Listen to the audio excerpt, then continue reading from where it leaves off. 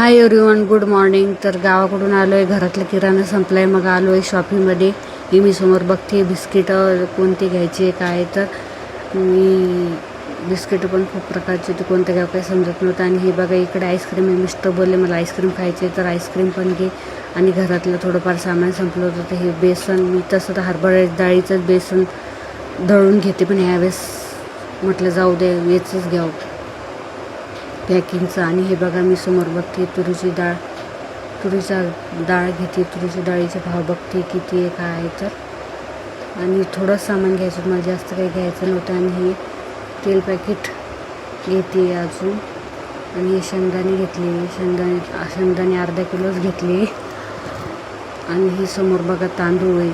तांदूळ पण तुम्ही कोणते वापरता? आम्ही कोलम नाही तर काली मूस नेत असतो नेहमी. तुम्ही कोणते वापरताय नक्की कमेंटमध्ये सांगा, कारण याचा भात चांगला शिजतो, त्याच्यामुळे आम्ही हेच तांदूळ वापरतो. आणि हे बघा मॅगी, मला स्वयंपाकाचा कंटाळा आली की मी मॅगीच करून खाते. आणि मिस्टर मजा घेत होते माझी घेणं म्हणून, कारण मी आता किती दिवसाची मॅगी बनवली नाही आहे ना. तर मग किराण्यात गेलो तर ते दिसले, तर मला मजा घेत आहे माझी घे म्हणून. पण मी नाही घेतली, मी म्हटलं आता मला खायचीच नाही आहे. आणि हे बघा समोर बघते मी हँडवॉश घेतलं आहे, कारण घरातलं हँडवॉश संपलं होतं.